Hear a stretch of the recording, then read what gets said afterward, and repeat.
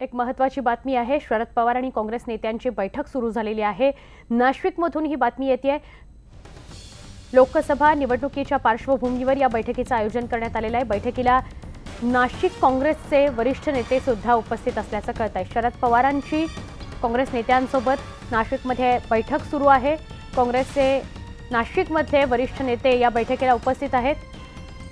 आमचे प्रतिनिधी प्रशांत बाग यांच्याकडून आपण अधिक माहिती घेणार आहोत। प्रशांत, काय सांगाल, केव्हापासून ही बैठक सुरू झाली आहे? काय या बैठकीमध्ये चर्चा होऊ शकते? कुठले महत्त्वाचे मतदारसंघ ज्यावर विशेष चर्चा?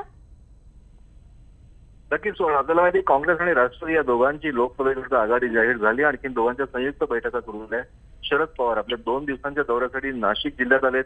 नाशिक जिल्ह्यातील दिंडोरी आणि नाशिक या दोघंही लोकसभा मतदारसंघ यांचा आढावा घेण्यासाठी त्यांच्या वैयक्तिक बैठका पक्षाच्या माध्यमातून सुरूच आहे। पण त्याचबरोबर सगळ्यात महत्त्वाची बैठक म्हणजे की काँग्रेस आणि राष्ट्रवादी या दोघंही पक्षांच्या जिल्ह्यातील नेत्यांची संयुक्त बैठक झाली। शरद पवार यांनी स्वतः या बैठकीला संबोधन केलं।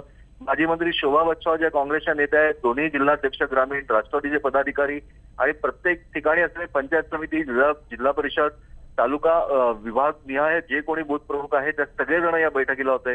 थोडक्यात दोन्ही पक्षांचे जिल्ह्यातील प्रमुख पदाधिकाऱ्यांची ही बैठक ही अत्यंत महत्त्वाची मानली जाते। कारण नाशिक लोकसभा मतदारसंघाचा आढावा घेण्याची राष्ट्रवादीची बैठक सुद्धा एक थोड्याच वेळात सुरू होत आहे।